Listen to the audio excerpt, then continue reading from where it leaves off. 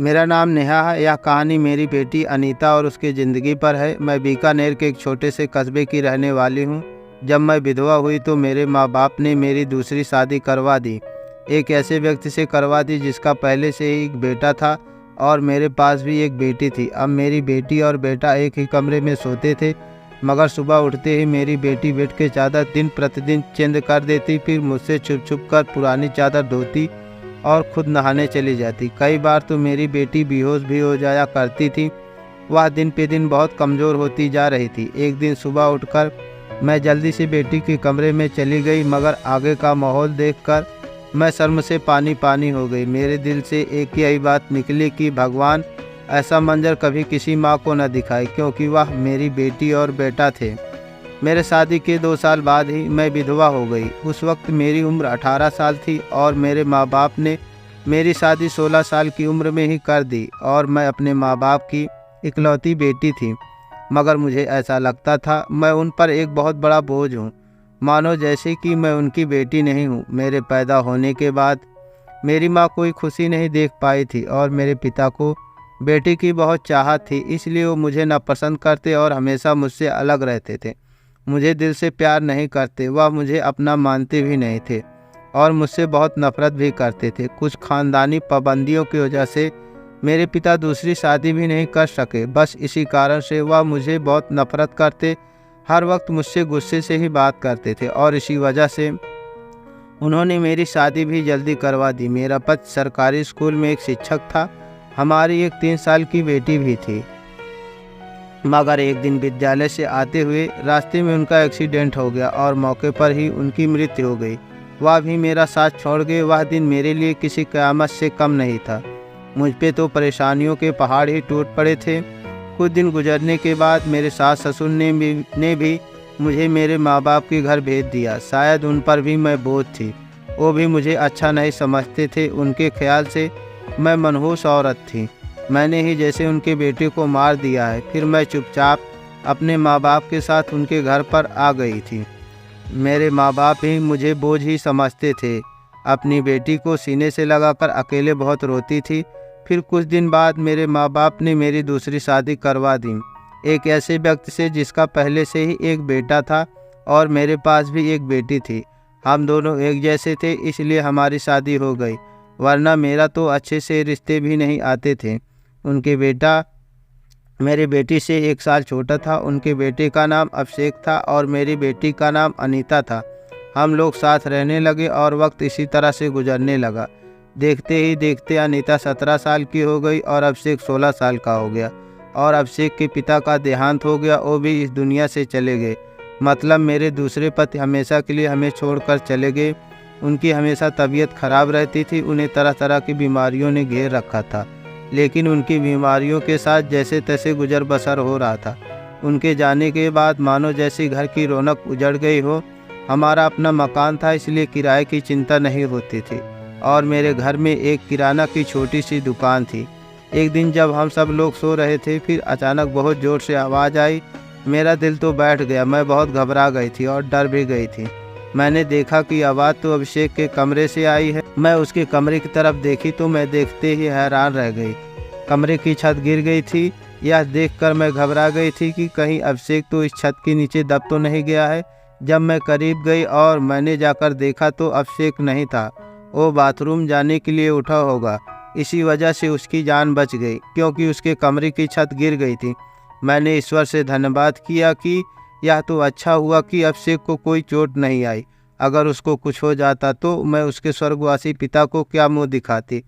लेकिन अब हमारे पास इतने पैसे नहीं थे कि हम उस छत को दोबारा डलवा सकते।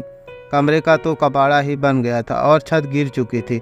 हमने उसको उसके हाल पर ही छोड़ दिया। उसके बाद मैंने अपने लिए अपना बिस्तरा रसोई में ही डाल दिया और कमरे में दोनों बच्चों को सोने के लिए कहा, क्योंकि बाहर तो बहुत ज़्यादा सर्दी थी और बाहर कोई भी सो नहीं सकता था। और कमरे में एक बेड पर एक चारपाई थी। 2 लोग बहुत मुश्किल से सो पाते थे। अब वह दोनों एक ही कमरे में सोते थे। मजबूरी थी, क्या कर सकती हूँ।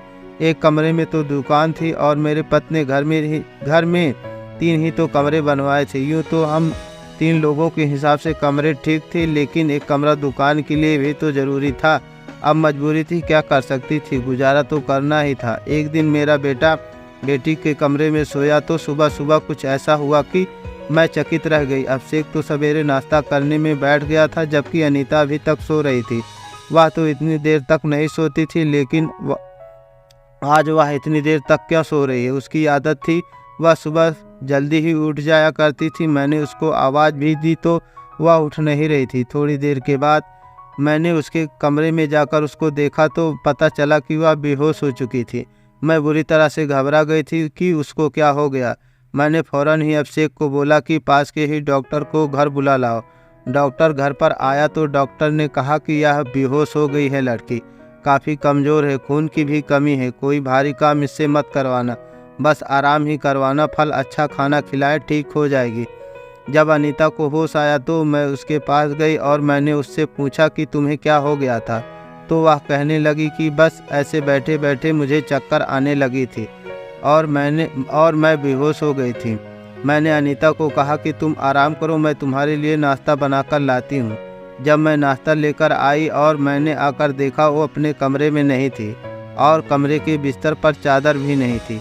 मैंने बाहर जाकर उसको देखा तो वह इस चादर को बैठकर धो रही थी। मैंने उससे पूछा, तुम ये चादर क्यों धो रही हो?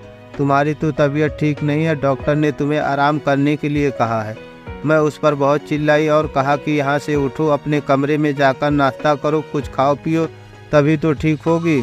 उसने कहा, नहीं नहीं, मुझे यह चादर ज़रूर धोनी है, बिस्तर पर बिछाने के लिए हमारे घर में एक ही तो चादर है। मैंने कहा कि अचानक से यह चादर धोने का भूत तुम्हारे सर पर क्यों सवार हो गया? इतनी तो चादर गंदी नहीं थी जो तुम उसको धोने के लिए बैठ गई हो। छोड़ दो इसे, मैं खुद इस चादर को धो दूंगी, उठो यहाँ से।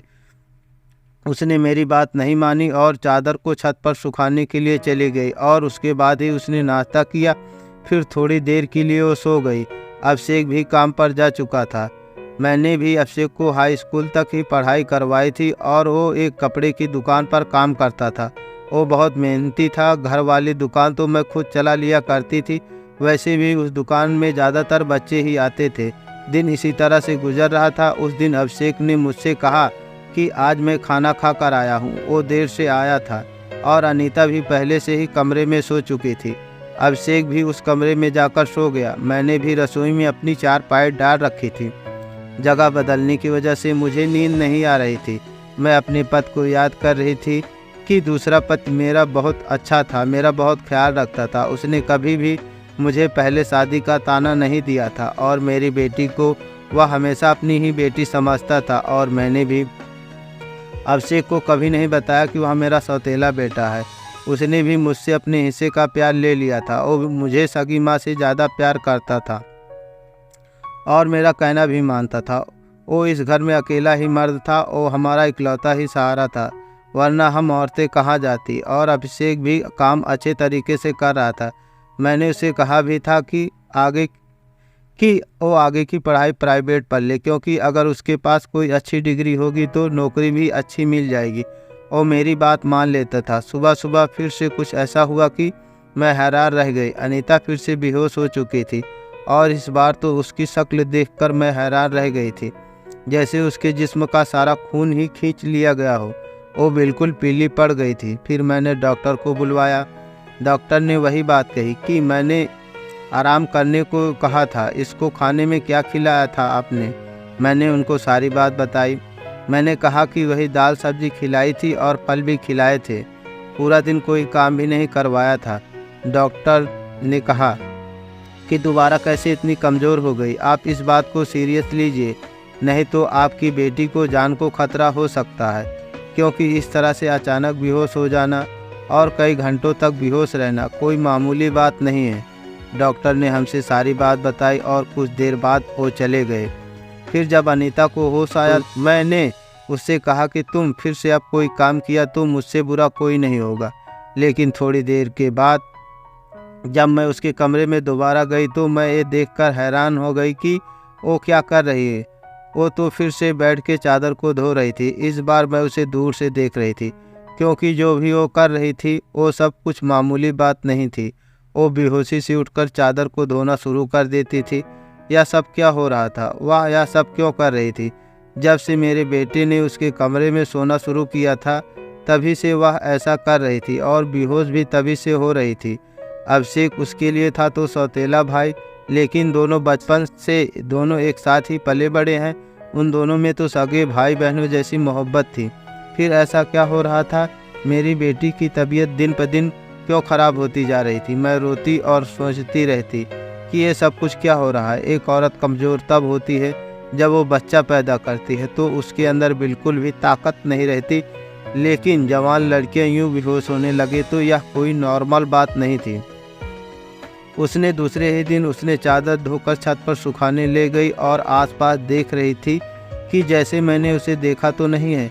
मैं रसोई की खिड़की से ये सब कुछ देख रही थी। मैंने भी उसको ऐसा एहसास नहीं होने दिया जैसे मैं उसको देख रही हूँ। लेकिन मेरी बेटी क्या कर रही थी?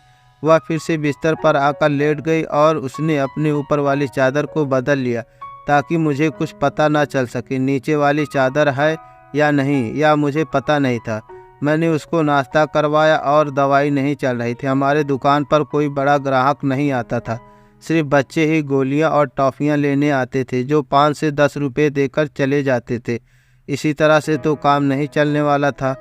मैं बहुत परेशान थी, लेकिन यह बात मैं अपने बच्चों को कभी नहीं बताई। अभिषेक को भी कुछ नहीं बताया, वो पहले से ही नौकरी कर रहा था। अब अगर ऐसे में यह बात बता देती तो वो और भी ज़्यादा परेशान हो जाता। लेकिन मैं खुद बहुत परेशान हो गई थी। ऊपर से डॉक्टर ने कहा था बेटी को अच्छी चीज़ खिलाओ, लेकिन घर में तो दाल रोटी के भी पूरे पैसे नहीं हो रहे थे। घर का खर्चा चलाना बहुत मुश्किल हो रहा था। लेकिन एक दिन बहुत ही अजीब हुआ। मैंने अपने बेटे अभिषेक और अनीता को कुछ ऐसी बातें करते हुए सुना, वो बात मुझे बिल्कुल समझ नहीं आई। मेरे बेटे ने कहा, यह तुमने तो अभी से अपनी तबीयत ख़राब कर ली है, इस तरह से काम नहीं चलेगा। अगर तुम्हें इतनी परेशानी हो रही है तो फिर हम सब यह नहीं कर सकते। मेरी बेटी ने कहा कि नहीं, मुझे यह काम करना है, इस तरह के मौके बार बार नहीं मिलते हैं और मुझे क्या पता था कि मेरे साथ यह सब कुछ हो जाएगा। मुझे तो पता ही नहीं था कि मेरे अंदर इतनी भी ताकत नहीं है। मेरे बेटे ने कहा कि अब तो तुम्हें पता है ना, मैं तुम्हारी ज़िंदगी को दांव पर नहीं लगा सकता। तो मेरी बेटी का कहना था कि नहीं, सिर्फ 2-4 हफ्तों की बात है, उसके बाद ये मौका नहीं मिलेगा। ये सब क्या हो रहा था? मुझे कुछ समझ नहीं आ रहा था।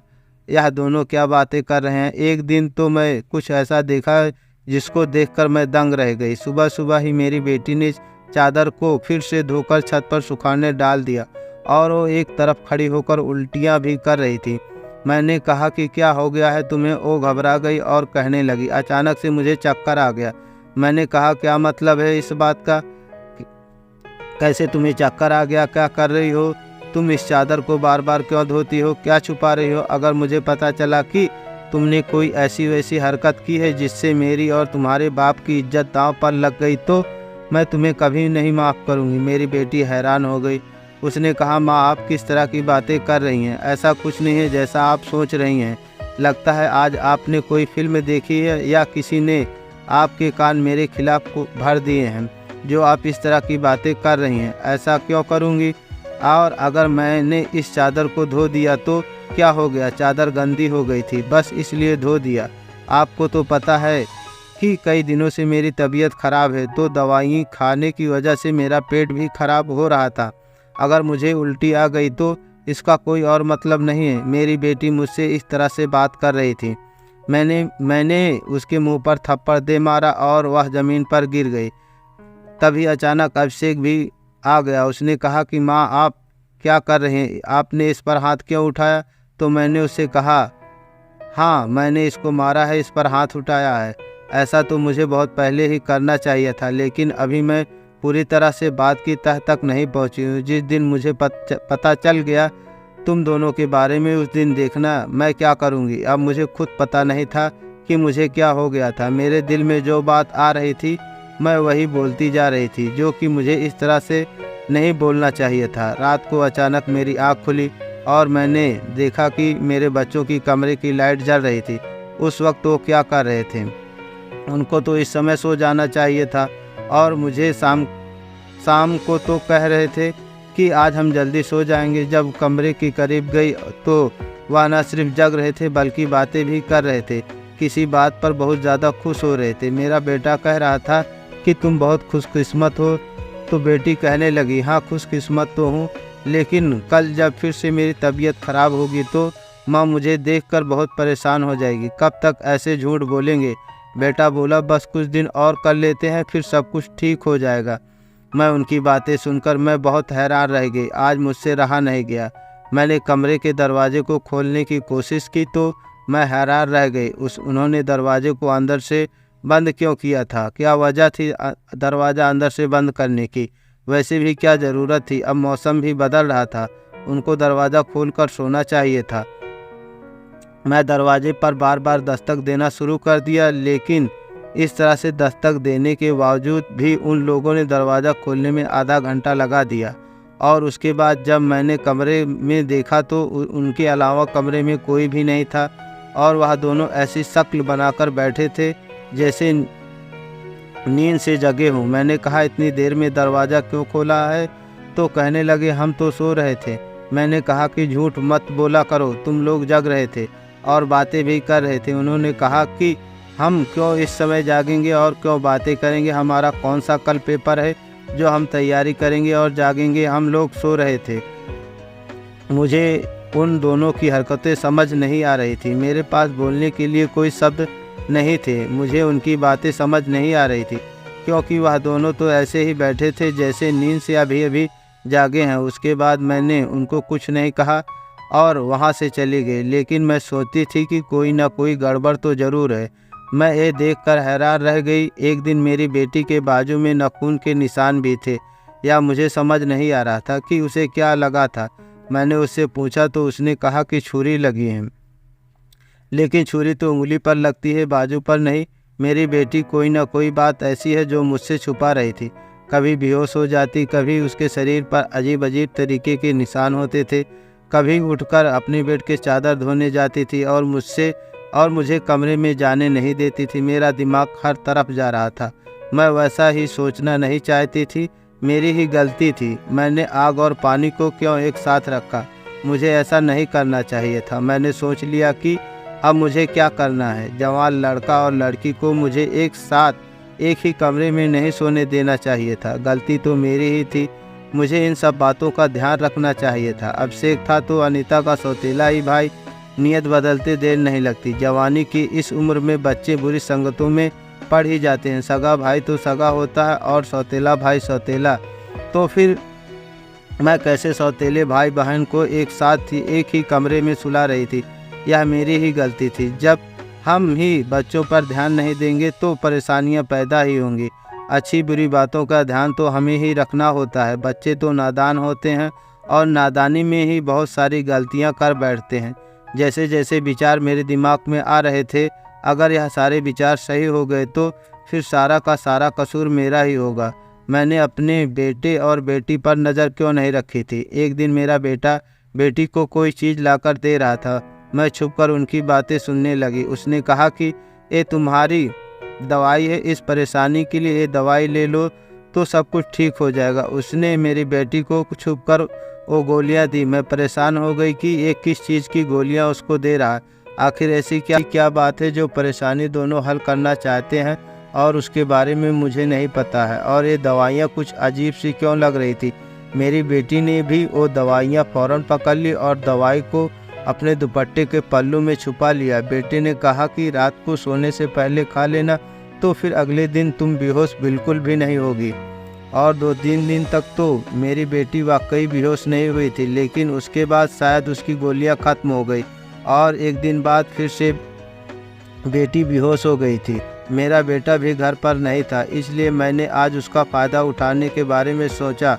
मैंने वो चादर बहुत होशियारी से बेटी के नीचे से खींच ली और उसको चुपके से अपने कमरे में ले आई। मैंने खोलकर देखना शुरू किया था कि इस पर ऐसा क्या लगा होता था जिसकी वजह से मेरी बेटी सुबह उठते ही उसे धोना शुरू कर देती थी और यहाँ तक कि अपने बीमारी का भी ख्याल नहीं करती थी।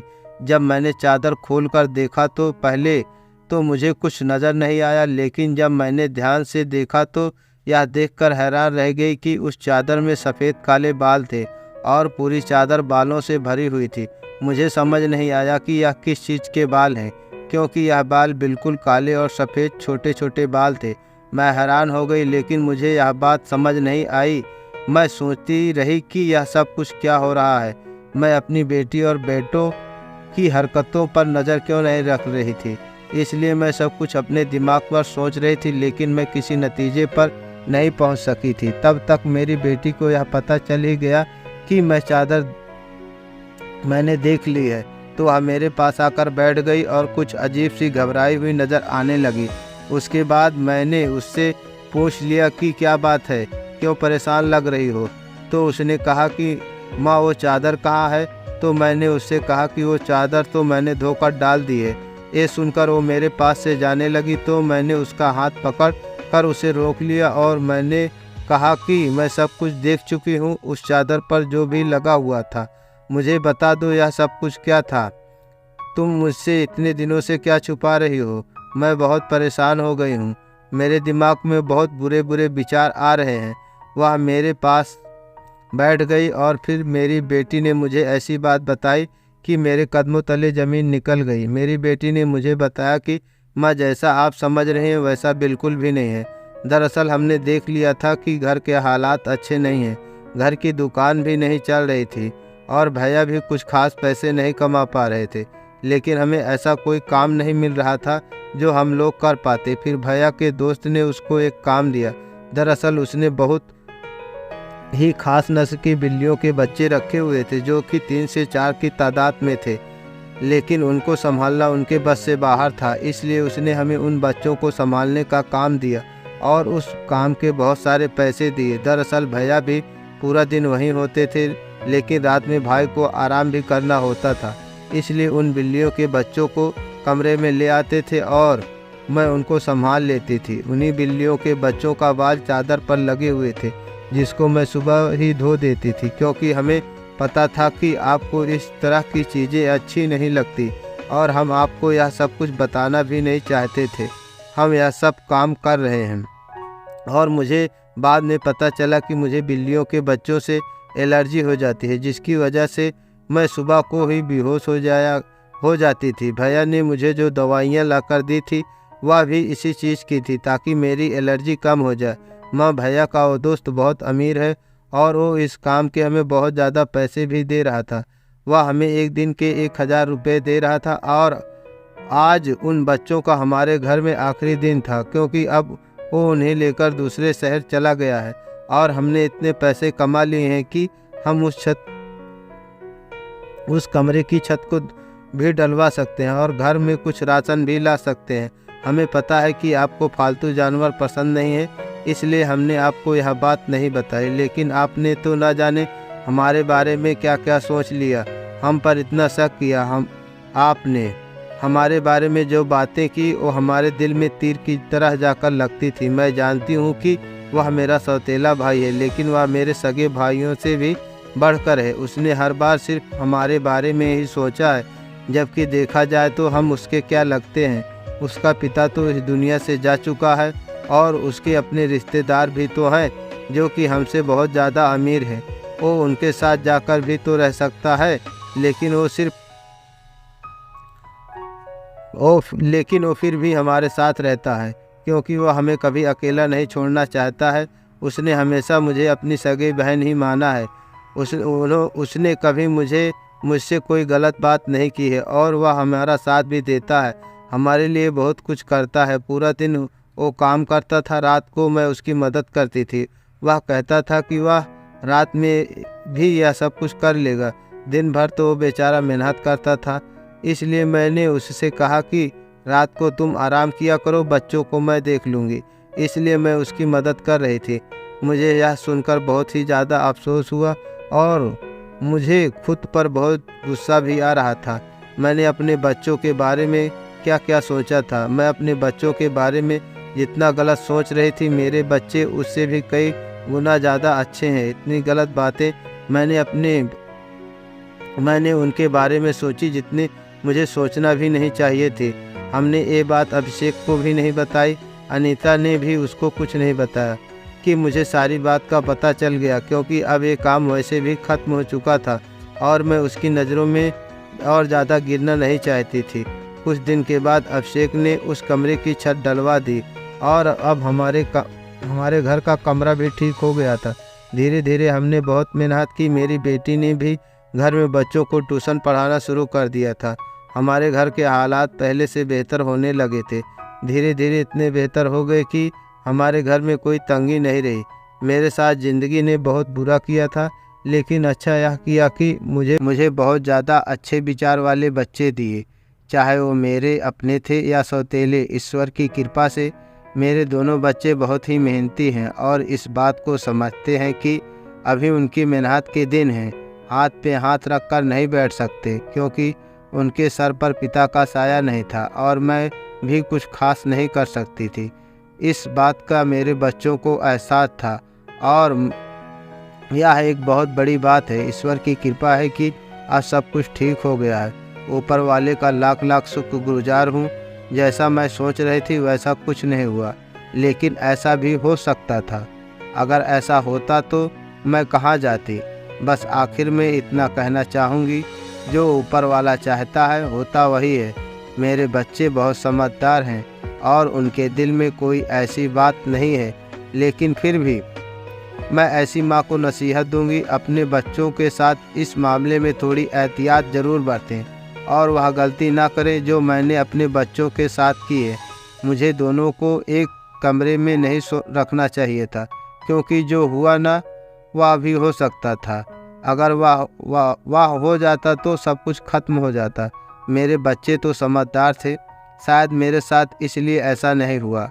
अपने बच्चों का ध्यान रख दें, उनकी ज़िंदगी पर भी ध्यान रखें और वो कब क्या कर रहे हैं इस बारे में पूरी जानकारी रखें और बच्चों को प्यार करने के साथ साथ थोड़ी सख्ती भी बरतें और वह क्या गलती कर रहे हैं क्या नहीं कर रहे हैं, इन सब बातों के बारे में उनसे जानकारी लेते रहें और इस बात का ध्यान रखें जब बच्चे जवान हो जाएं तो उनका बिस्तरा अलग कर देना चाहिए। आपसे भी यही कहना चाहूँगी कि अपने बच्चों का ध्यान रखें। दोस्तों, उम्मीद करता हूँ आपको हमारी कहानी पसंद आई होगी। कहानी पसंद आई है तो वीडियो को लाइक करें, चैनल पर नए हैं तो चैनल को सब्सक्राइब करें और हाँ, नोटिफिकेशन बेल को ज़रूर दाबें ताकि अगली अपडेट सबसे पहले आपको मिले। So friend, thanks for watching my story video.